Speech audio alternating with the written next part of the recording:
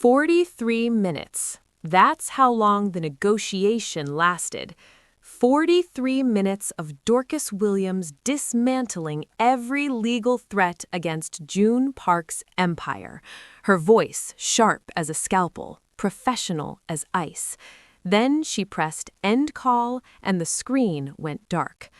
Or so she thought. She leaned back in her leather chair, the city lights of Seoul bleeding through her office window.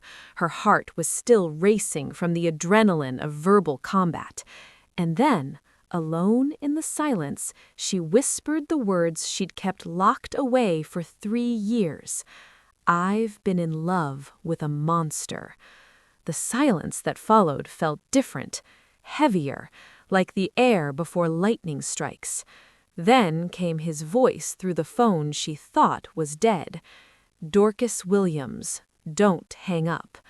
Her blood turned to ice. That deep, controlled voice, the one that made CEOs stammer and prosecutors sweat, was completely calm, which somehow made it worse. Dorcas's hand froze halfway to her desk. You know that feeling when your entire world flips upside down in a single breath? When you realize the secret you've been guarding is suddenly out there, naked and exposed. That's what hit her. The phone lay there on her desk, still connected, still recording, the little green light mocking her from the corner of the screen. 3 years of perfectly maintained professional distance. 3 years of hiding every glance, every accelerated heartbeat, every moment she'd watched him command a room with nothing but silence and presence. Gone. All of it gone in one careless whisper. Hey, before I tell you what he does next, hit the subscribe button, like, and comment where you're watching from, and trust me, this Korean mafia boss doesn't play games. Let me set the scene properly. 6 hours earlier, Dorcas had walked into her law firm like she owned the marble floors. Armani suit, hair pulled back tight, that don't test me energy that made junior associates scatter. She was the fixer, the closer, the woman you called when the FBI was at your door and you needed them gone by lunch. Her specialty? Making problems disappear legally. Her client list? Let's just say it read like a who's who of people who preferred their business dealings to stay very, very quiet. At the top of that list, Joon Park. She'd been managing his corporate concerns for 3 years. Every raid that went nowhere, every investigation that mysteriously lost evidence, every rival who suddenly decided litigation wasn't worth their time. That was her work. Clean, surgical, completely deniable.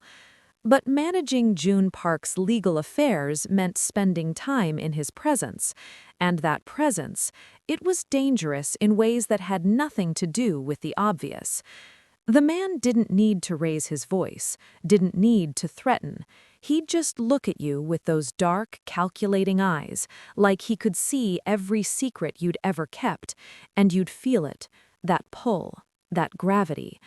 Dorcas had built her entire career on being untouchable, on never letting clients get close, on keeping that wall between professional service and personal anything. But Joon Park had a way of making walls feel thin.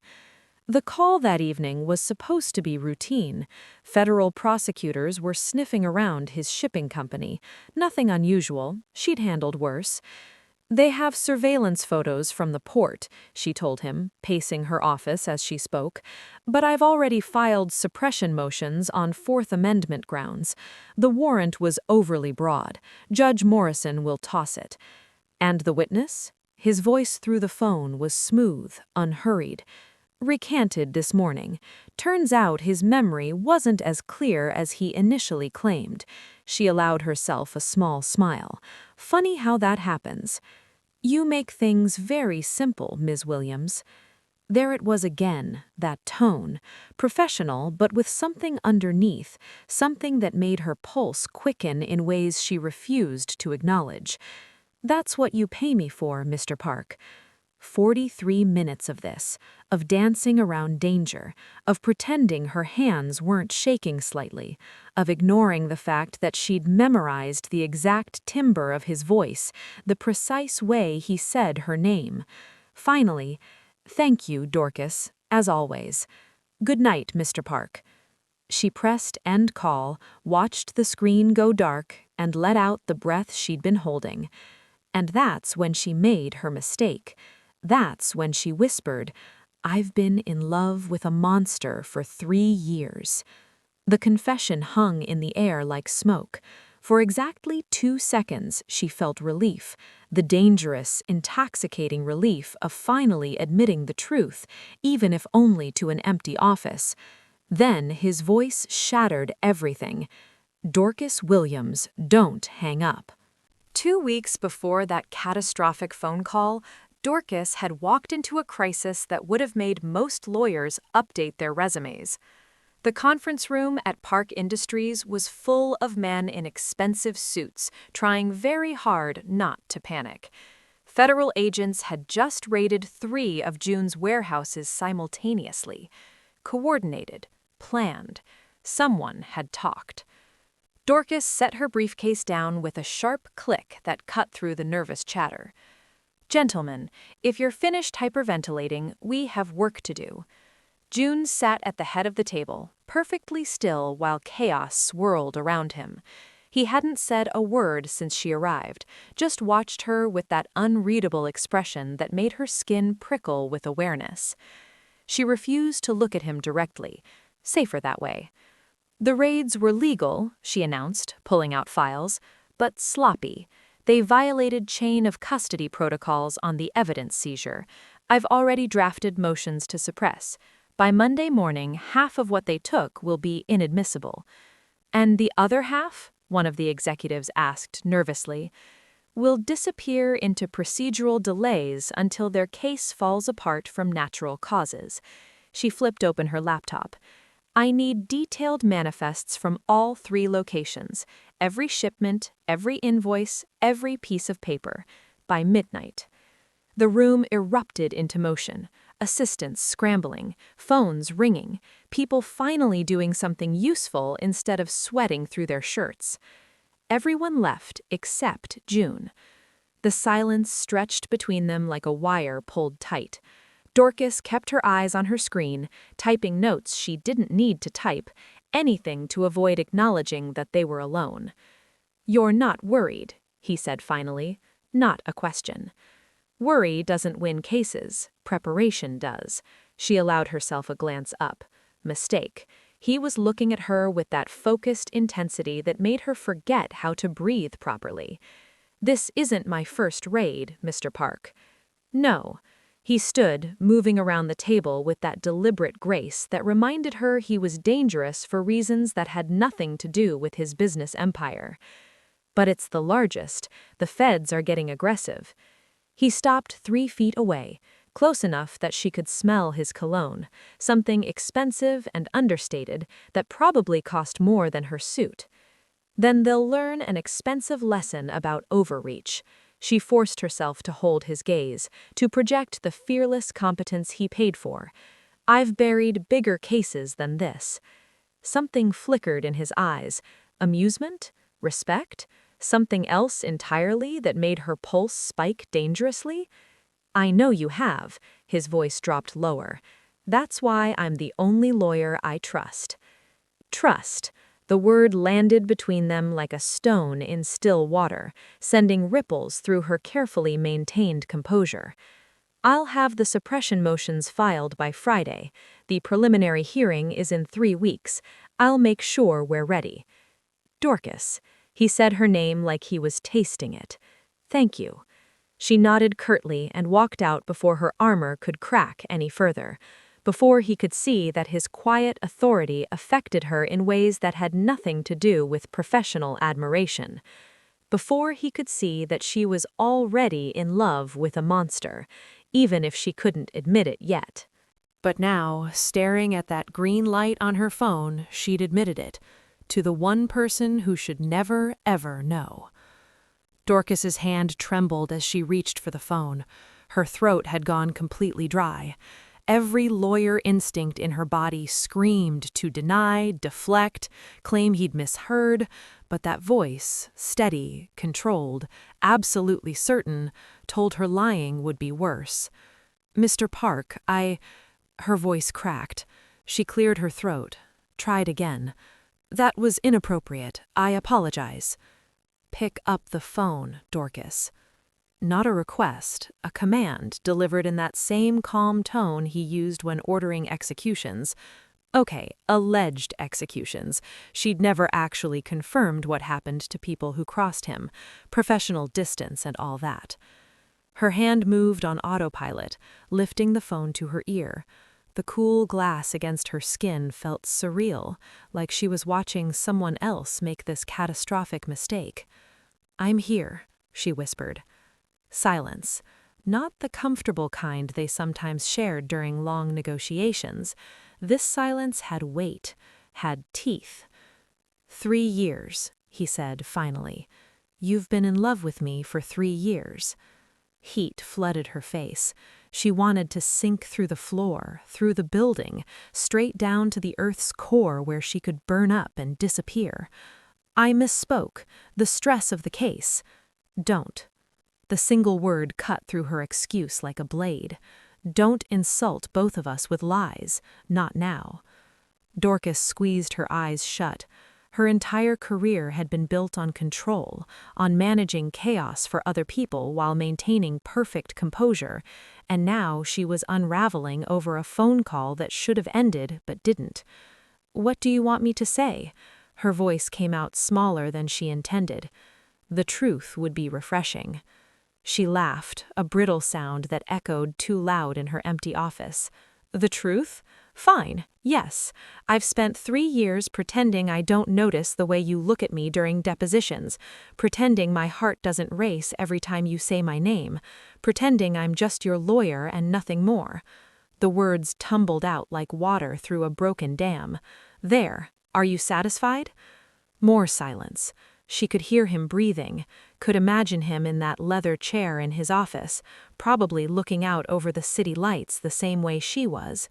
2 people in their separate towers, connected by a phone line and a confession that changed everything. "Where are you?" he asked. "My office. Why does it—" "Don't leave." The line went dead. Actual dead this time. Dorcas stared at her phone, her heart hammering against her ribs. Don't leave. What did that mean? Was he coming here, now, at 11 o'clock at night? She looked down at herself, suit jacket draped over her chair, blouse slightly wrinkled, heels kicked off under her desk. She looked like exactly what she was, a woman who just had her world imploded by her own careless words. Outside her office window, Seoul glittered with a million indifferent lights.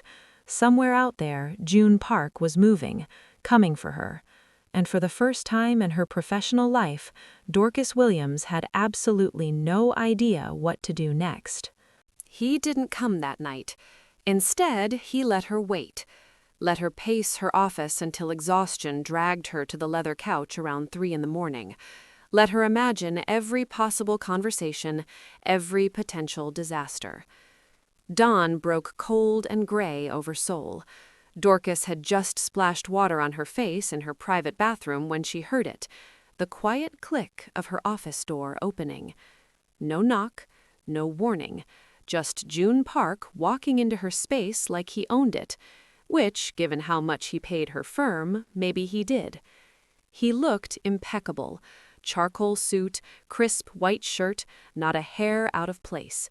Like he'd slept perfectly while she'd been slowly losing her mind. He set a paper bag on her desk. The scent of fresh pastries and coffee drifted toward her. "You brought breakfast," she said stupidly, still standing in her bathroom doorway. "You didn't go home." His eyes swept over her wrinkled blouse, her bare feet. "I thought you might be hungry." The casual domesticity of it felt more dangerous than any threat. This wasn't the Joon Park who commanded empires. This was someone else entirely, and she didn't know the rules for dealing with him. "Why are you here?" She forced herself to walk to her desk, to claim some semblance of professional territory. "To discuss your confession." He settled into the chair across from her desk, perfectly at ease. "And to make you an offer." Her stomach dropped. "Joon, I already told you. Your brother owes $2 million to some very unpleasant people. Gambling debts, the kind that don't go away with payment plans." Ice flooded her veins. "Marcus, God, Marcus, what did you do?" "How do you—" "I make it my business to know about threats to my assets. You're an asset, Dorcas, the best lawyer I've ever had. I can't have you distracted by family problems." "That's not your concern." Her voice shook despite her best efforts.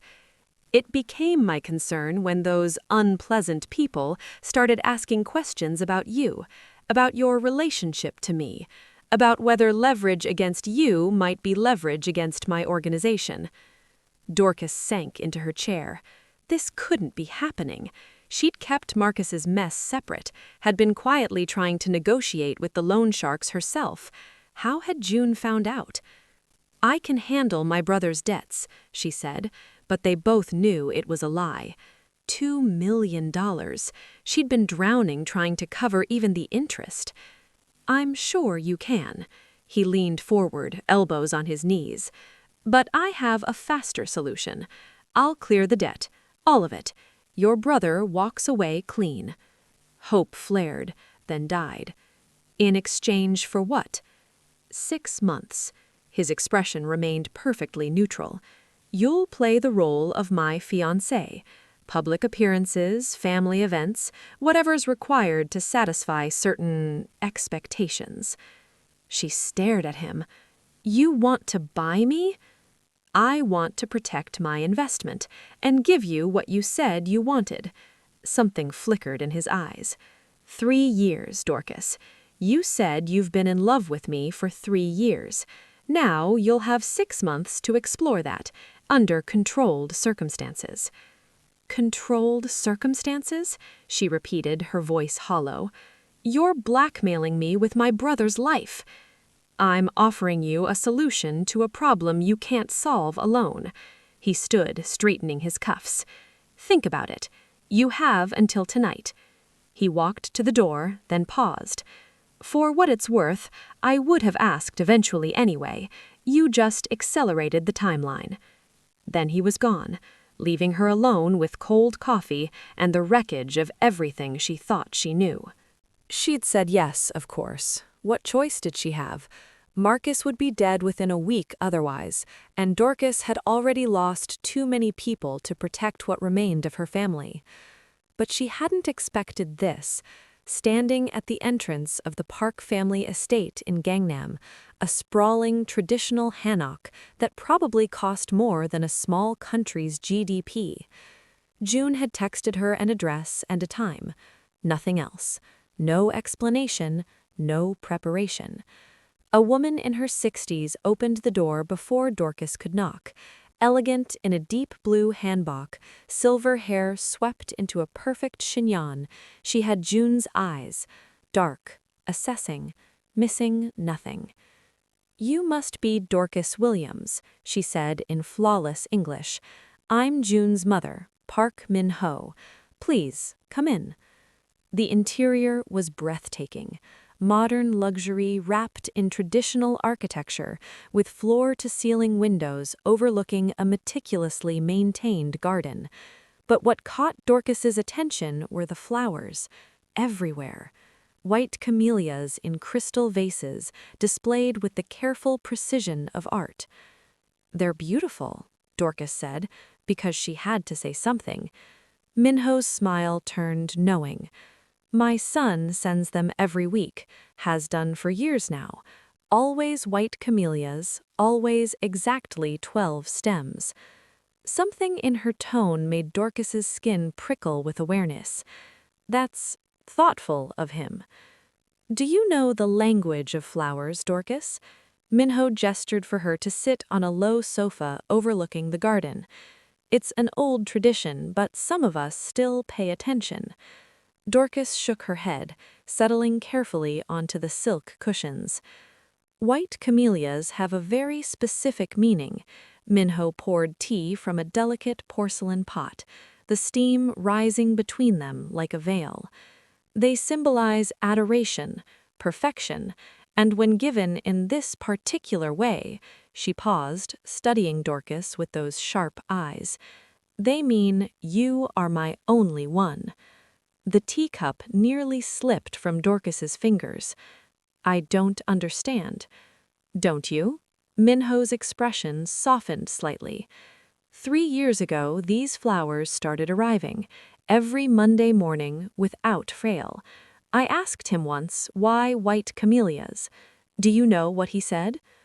Dorcas couldn't breathe properly, couldn't think past the rushing in her ears. He said they reminded him of someone who wore armor every day, but shouldn't have to. Minho leaned forward. He's never brought a woman home before, Dorcas, not once in 34 years. So when he called yesterday and said he was bringing his fiancée, I knew. Knew what? That whoever you were, you mattered. That this wasn't business. She set down her teacup with a soft click. My son is many things, some of them quite terrible, I won't pretend otherwise, but he doesn't lie to me, and he doesn't love easily. Love. The word hung between them, impossible and terrifying. Mrs. Park, I think you have the wrong impression. Do I? Those knowing eyes pinned her in place. Tell me, Dorcas, why did you say yes to his proposal? My brother. Your brother's debts were paid 3 days ago, before June ever asked. The proposal came after, so I'll ask again. Why did you say yes? The garden blurred as tears pricked Dorcas's eyes. 3 days ago, before the phone call, before the confession, before everything. He told you about the debts, she whispered. He tells me everything that matters. Minho reached across and took her hand. Welcome to the family, Dorcas. I suspect you'll need all the allies you can get. The gala was exactly the kind of event Dorcas had attended dozens of times before. Glittering chandeliers, champagne flowing like water, souls elite pretending their money came from legitimate sources. The difference was that she'd always arrived alone, professional and untouchable in her designer armor. Tonight, June's hand rested at the small of her back, possessive and warm even through the silk of her emerald gown. Smile, he murmured against her ear. You look like you're attending a funeral. I'm reconsidering my life choices. His quiet laugh sent shivers down her spine. Too late for that, I'm afraid. They'd barely made it through the entrance before the circling began. Business rivals sizing up June's unexpected engagement. Society wives cataloging every detail of Dorcas's appearance for later dissection. Politicians pretending they didn't know exactly how June made his fortune. Mr. Park, a silver-haired man in an expensive tuxedo, approached, his smile sharp as broken glass. I heard congratulations were in order, though I must admit I'm surprised you're settling down. Life is full of surprises, Chairman Kim. June's arm tightened around Dorcas's waist, pulling her closer. Dorcas, this is Kim Sang-woo. He owns half the construction companies in Seoul. And your fiancé has prevented me from owning the other half, Kim said with a laugh that didn't reach his eyes. Your legal work is quite effective, Miss Williams. I do my best, Dorcas replied smoothly, slipping into the professional mask she knew so well. But Kim wasn't finished. Tell me, how does one transition from business associate to bride? That must have been quite the negotiation. The implication hung in the air, ugly and deliberate. Dorcas felt June go still beside her, that dangerous stillness that usually preceded someone's career ending mysteriously. Before either could respond, June turned to her.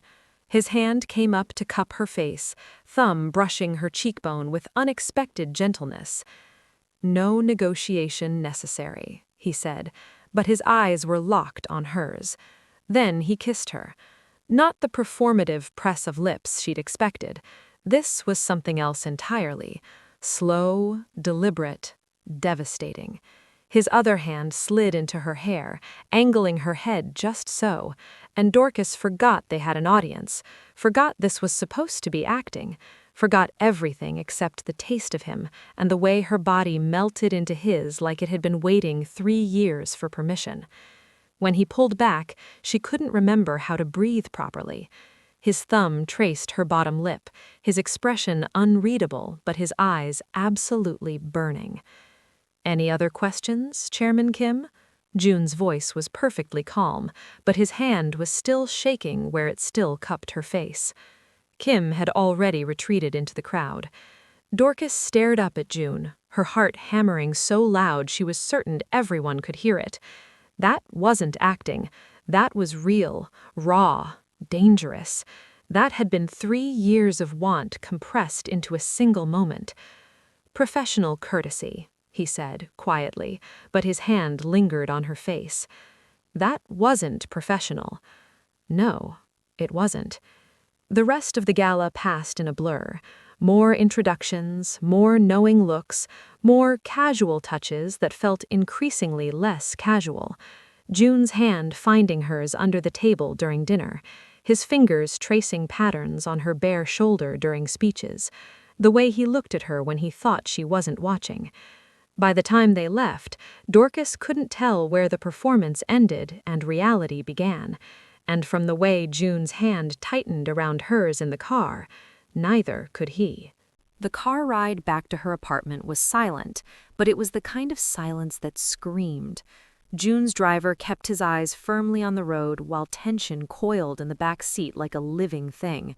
Dorcas stared out the window at Seoul's neon-soaked streets, hyper-aware of every inch of space between them, or rather, the lack of it.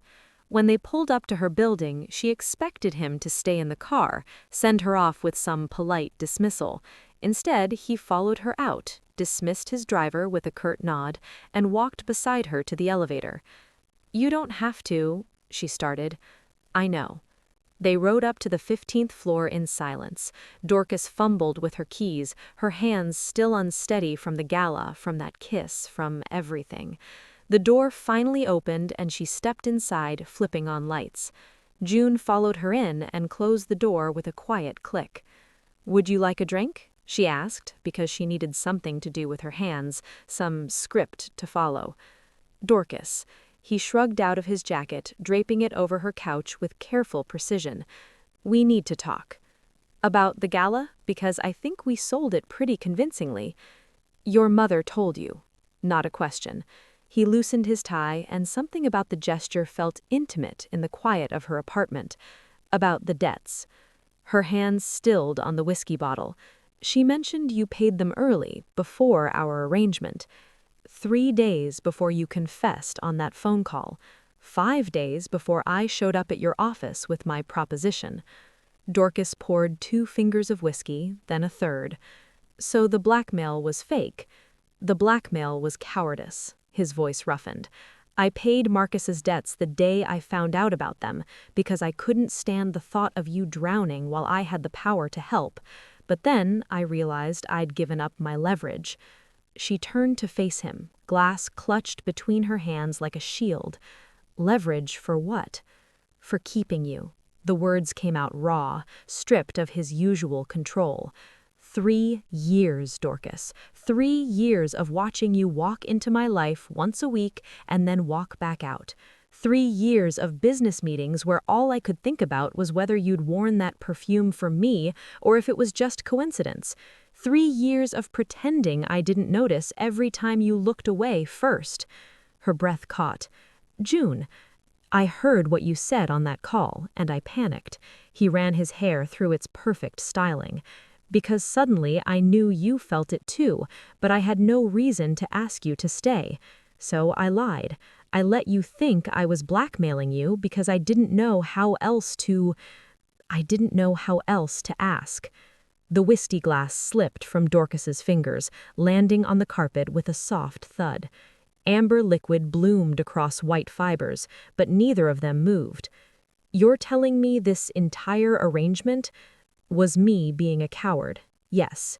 He met her eyes, and she saw it finally, the vulnerability he kept locked behind that controlled exterior. I built an empire through intimidation and strategy, but apparently I don't know how to ask a woman to dinner like a normal person. You could have just asked. Could I? His smile was self-deprecating. You kept such perfect distance, every conversation carefully professional, every interaction measured. I thought if I asked and you said no, I'd lose even that. Dorcas moved toward him, drawn by something stronger than logic. So you blackmailed me instead. Fake blackmailed you. Important distinction. But his humor didn't reach his eyes. I know I don't deserve. She kissed him, cut off whatever self-flagellation he was building toward with her mouth on his, her hands fisting in his shirt. This kiss was nothing like the one at the gala. That had been discovery. This was decision.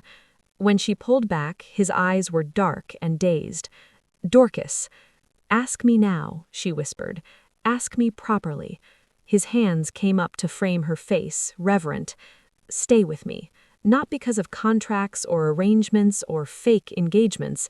Just stay. Okay. Okay? She smiled against his lips. I've been in love with you for 3 years, remember? I think I can manage staying.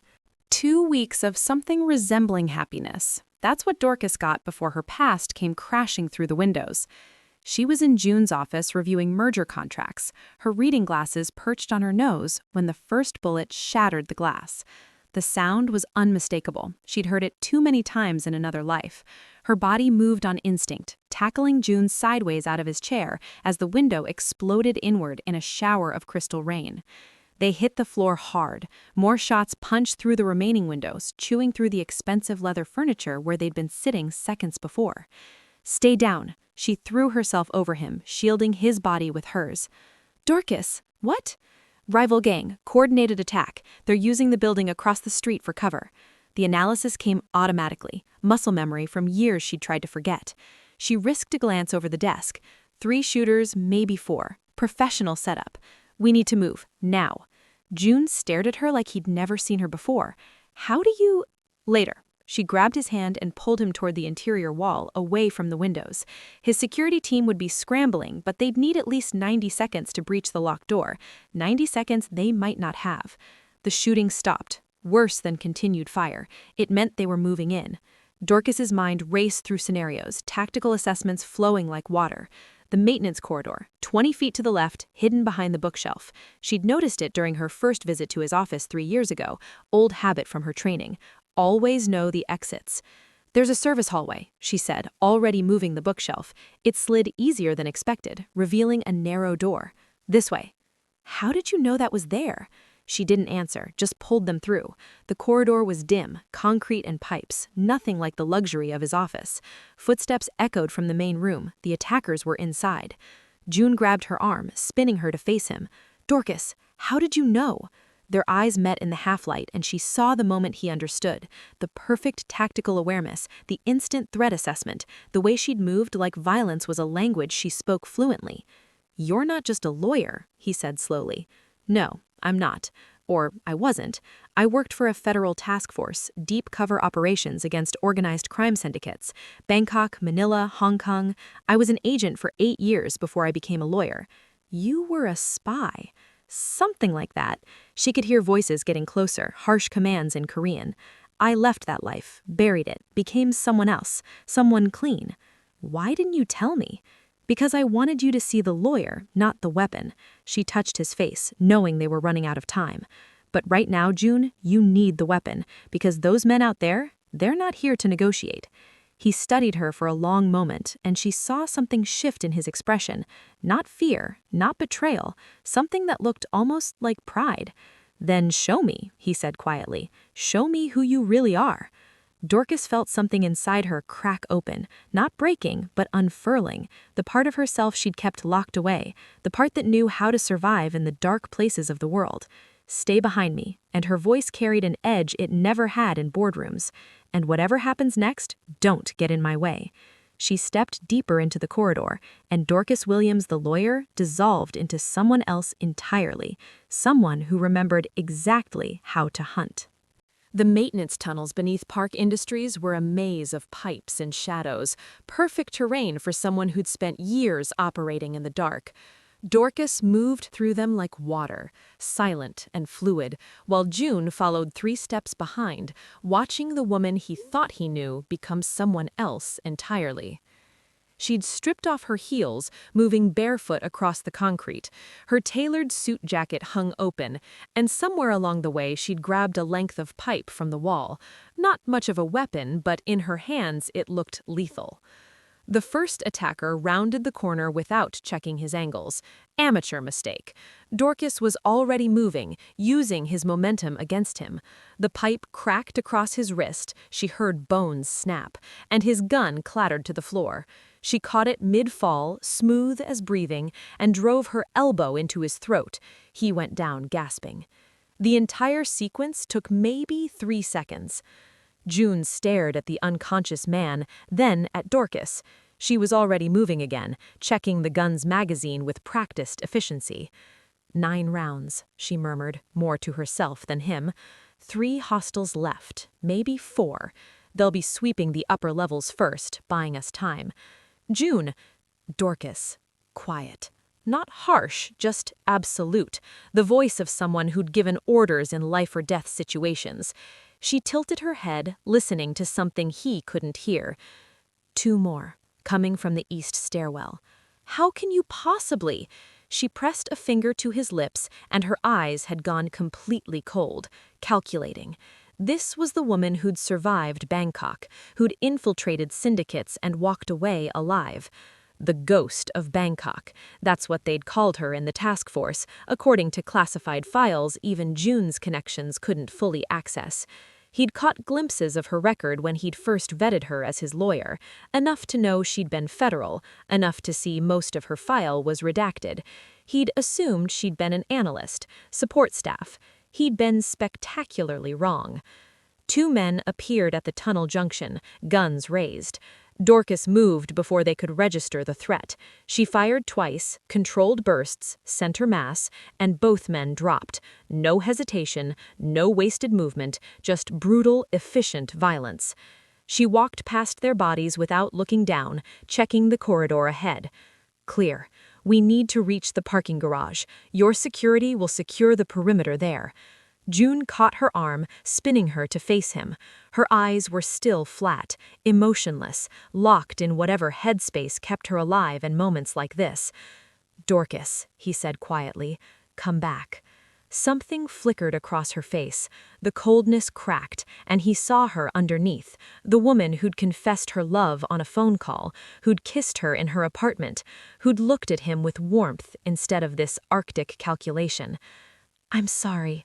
This is who I was, who I am when I know." He touched her face, grounding her.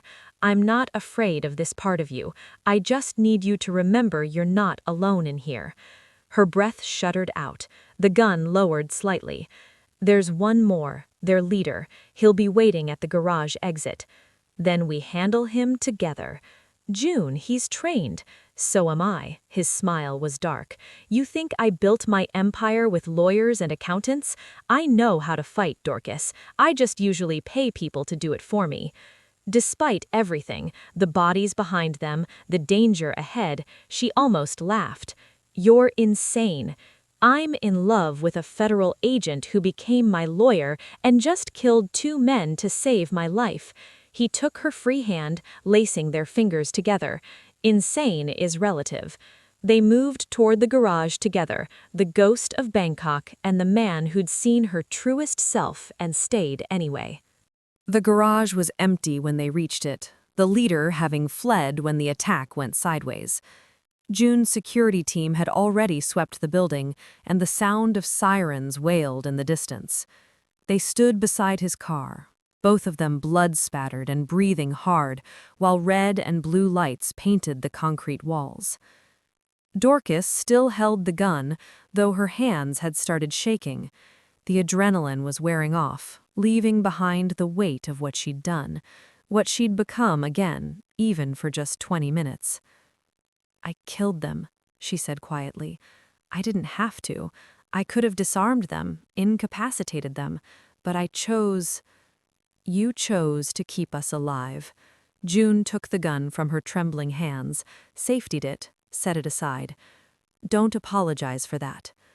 "I'm not apologizing, I'm just—" She looked down at her hands, at the blood that wasn't hers.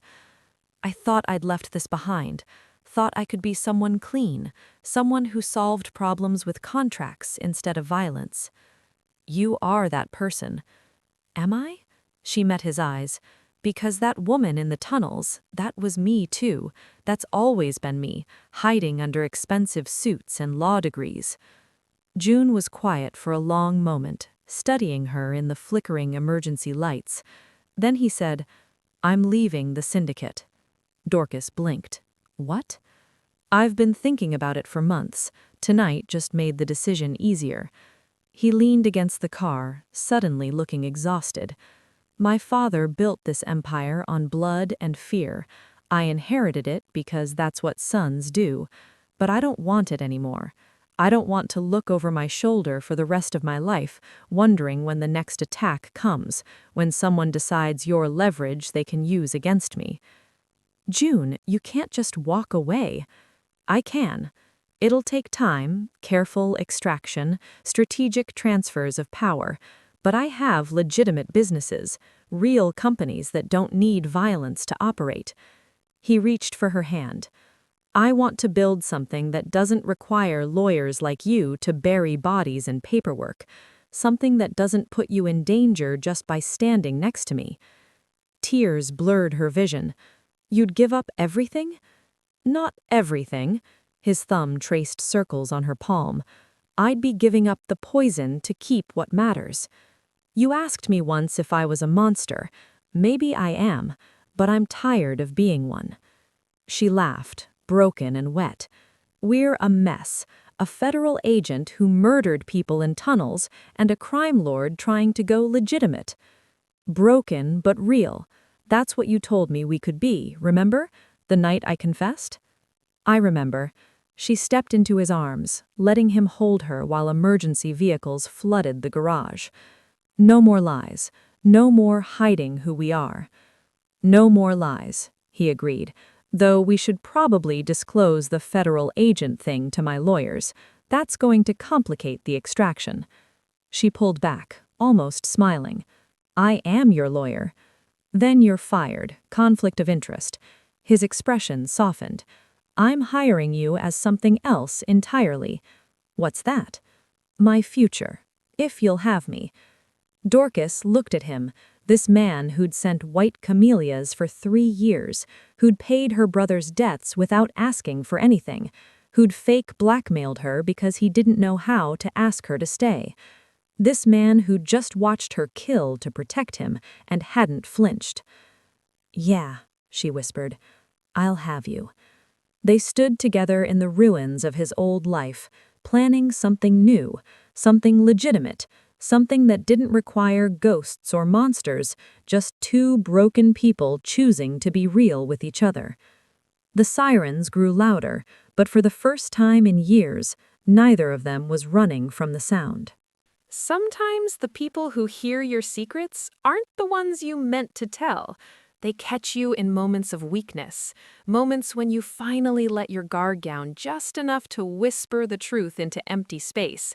And then you find out the space wasn't empty at all, that someone was listening, that the confession you thought was private just changed everything.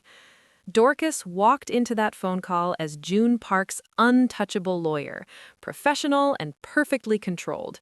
She walked out exposed, vulnerable, and caught in an arrangement with a man more dangerous than any case she'd ever handled. Was it manipulation? Was it fate? Maybe it was both.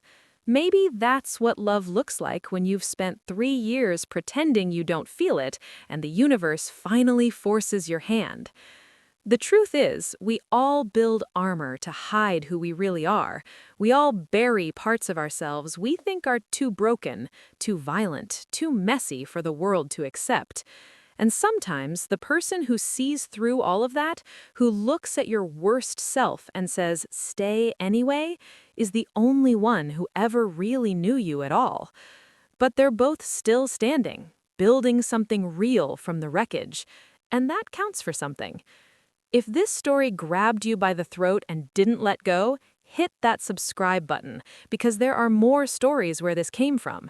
Stories about people who hide lethal pasts behind corporate smiles, who trade fake engagements for real feelings, who learn that vulnerability is more terrifying than any bullet. And the question isn't whether you'll risk everything for love, it's whether you're brave enough to let someone see the monster and stay. I'm here every week with stories that dig deep, hit hard, and don't apologize for it. Stories about survival, transformation, and the complicated gray spaces between professional distance and personal obsession. Because the best stories aren't about heroes and villains, they're about ghosts becoming human again. And sometimes, becoming human is the most dangerous thing you can do. Until next time, stay dangerous. Silence Speaks Story, where every story leaves a mark.